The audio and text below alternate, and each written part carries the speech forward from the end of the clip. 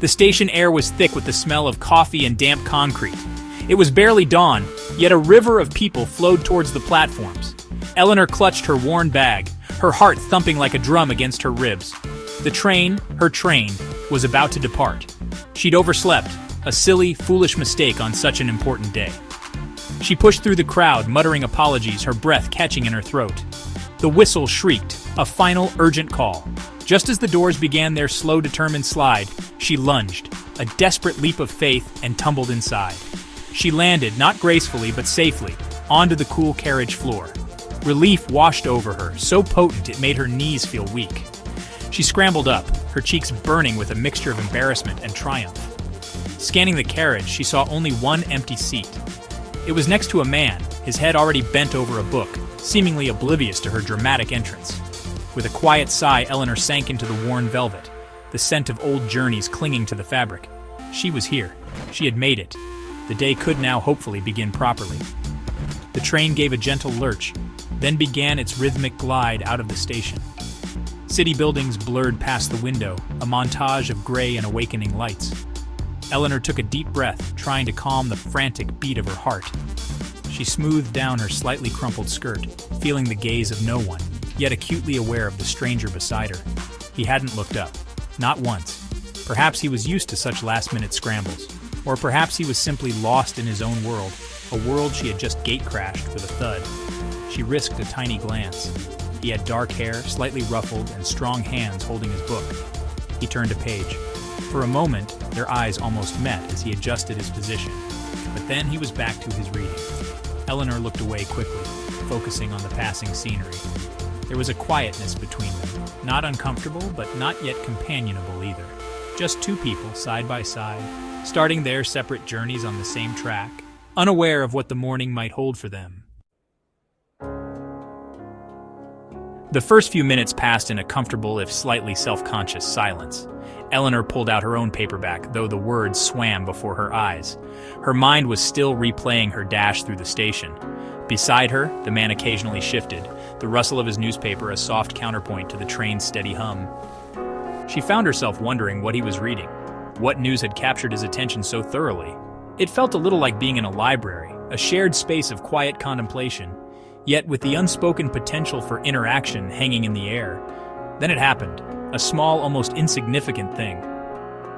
As the train rounded a gentle curve, her travel mug, not quite secure in the seat pocket, wobbled precariously. Before she could react, he reached out a swift, steadying hand, preventing a minor coffee catastrophe.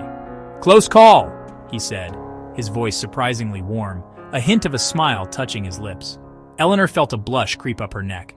"Oh, thank you so much," she replied, her voice a little breathier than she intended. "I'm not usually this clumsy, just a bit of a chaotic morning." He chuckled softly, a pleasant sound. "Most mornings feel a bit chaotic, don't they?" he offered, finally closing his newspaper and turning slightly towards her. His eyes were kind, a warm hazel that seemed to invite conversation. Eleanor found herself relaxing, the initial tension easing from her shoulders. "They certainly do," she agreed, a small smile playing on her own lips. "Especially when you nearly become a permanent fixture on the station platform." This shared admission of morning imperfections seemed to break the ice completely. The conversation, once started, flowed with surprising ease. They talked about the headlines, the unseasonably mild weather for June, the slightly peculiar design of the train's upholstery. Small, inconsequential things, yet each word built a tiny bridge between them. He told her his name was James. She told him hers. It was simple, unforced, like two streams gradually finding their way to merge into a gentle river. The initial awkwardness was replaced by a budding sense of comfort, a quiet recognition of a kindred spirit. Soon, their conversation drifted from everyday pleasantries to more personal shores. James spoke of his love for old jazz music, the kind that filled quiet evenings with a soulful melancholy. Eleanor, in turn, shared her passion for black and white photography, for capturing fleeting moments that told a story without words. She described an old camera her grandfather had given her, a treasured possession. He listened intently, asking questions that showed genuine interest, not just polite curiosity. It was a rare feeling to be truly heard, especially by a stranger. They discovered a shared fondness for a little-known author. their books filled with quirky characters and unexpected twists. Laughter bubbled up between them, easy and natural, as they recounted favorite scenes and debated the merits of certain plot lines. He had a dry wit that complemented her more earnest observations. The carriage, with its other passengers engrossed in their own worlds, seemed to fade into the background. It was as if a small, warm bubble had formed around their two seats, insulating them from the rest of the journeying world. Time, which had dragged during Eleanor's frantic morning rush, now seemed to accelerate. Stations came and went, announced by a disembodied voice, but they barely registered. She learned he was visiting his sister, a rare trip away from his quiet life in a small coastal town. He learned she was on her way to an interview, a chance for a new beginning she was both excited and terrified about. There was an unspoken understanding, a sympathy that flowed between them, as if they had known each other for far longer than a few short hours. A subtle shift occurred. The easy chat deepened into something more, a flicker of something undefined but undeniably present.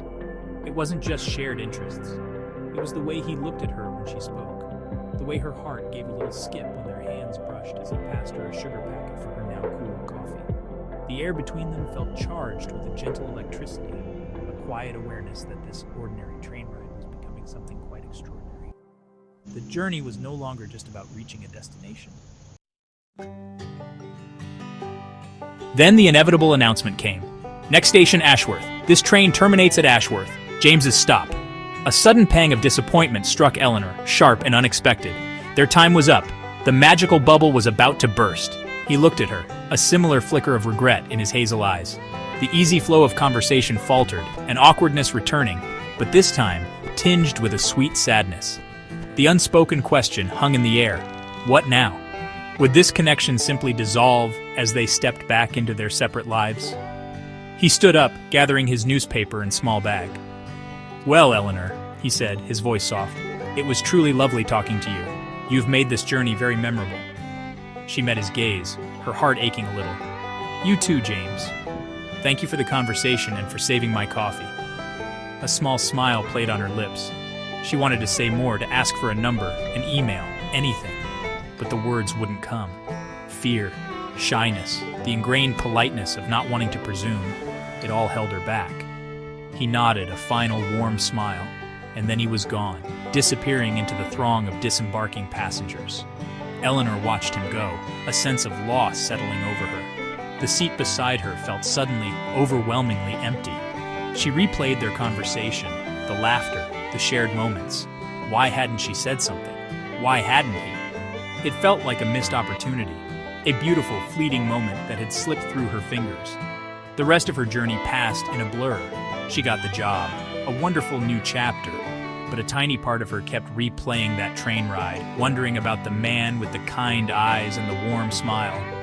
Months later, on a crisp autumn afternoon, Eleanor found herself on another train, heading to a work conference.